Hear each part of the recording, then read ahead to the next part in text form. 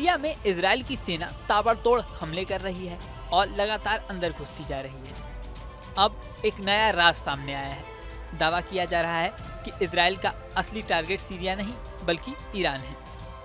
Iran के आतंकी समूहों यानी हमास, हिजबुल्लाह और बशर अल असद की सरकार गिराने के बाद अब इजराइल का मेन टारगेट ईरान के परमाणु केंद्र है।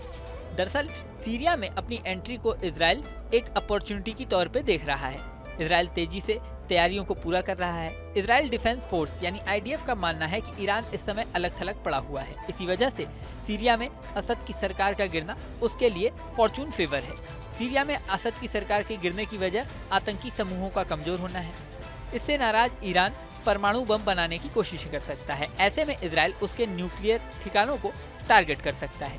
इजराइल की पूरी कोशिश होगी कि किसी भी तरह से इस आशंका को खत्म किया जाए कि ईरान न्यूक्लियर बम बना ले। हालांकि ईरान हमेशा से इस बात से इनकार करता है कि उसके पास किसी भी तरह के परमाणु हथियार हैं या किसी भी मकसद से वो इस तरह के वेपन तैयार कर रहा है।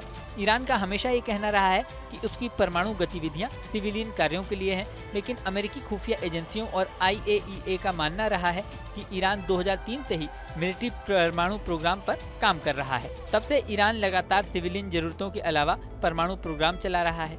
माना तो ये भी जाता है कि ईरान का ये न्यूक्लियर प्रोग्राम किलेबंद पहाड़ों के नीचे चल रहा है। ईरान लगातार इजराइल की बर्बादी चाहता है और इसके लिए वो खुद को तैयार कर रहा है।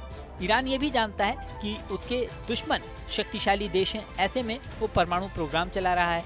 इजराइल ने ईरान के कई मिलिट्री फैसिलिटीज को निशाना बनाया है। ऐसे में अब फिर से वो परमाणु हथियारों को निशाना बना सकता है। सीरिया में इजराइल के हमले ने एयर सुपीरियरिटी दिखाई है। एक दशक बाद इजराइल ने सीरिया के सभी एयर डिफेंस सिस्टम को धोखा देते हुए हमला किया। सीरिया में इजराइल ने वहां के सैन्य हथियारों को नष्ट कर दिया है।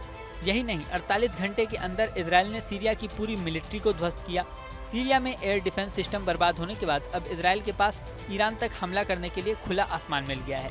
वो बिना रोक टोक सीरिया को पार करके ईरान के न्यूक्लियर साइट पर हमला करके लौट सकता है।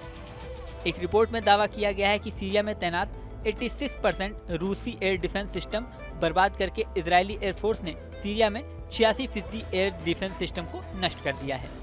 इसमें से 107 एयर डिफेंस सिस्टम और 47 रडार शामिल हैं। इसके अलावा कम से मध्यम दूरी के SA-22 यानी 35 S-1 और रूस से मिले SA-17 मीडियम रेंज के एयर डिफेंस सिस्टम को भी बर्बाद कर दिया गया है। सीरिया में इन्हें बक बुलाया जाता है।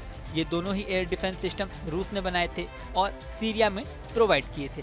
सीरिया ने बेसिकली हमास और हिजबुल्लाह से प्रोटेक्शन के लिए ये लगाए थे।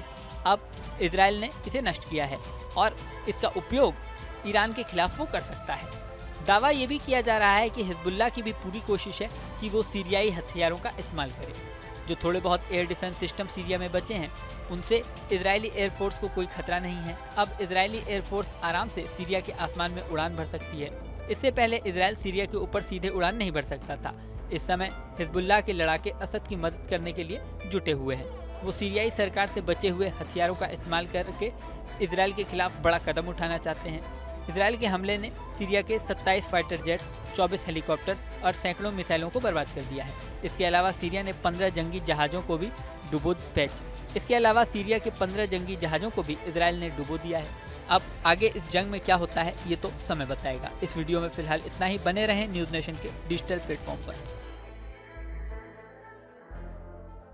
न्यूज़ नेशन अब व्हाट्सएप पर खबरों की ताजा अपडेट के लिए न्यूज़ नेशन के इस QR कोड को स्कैन करें।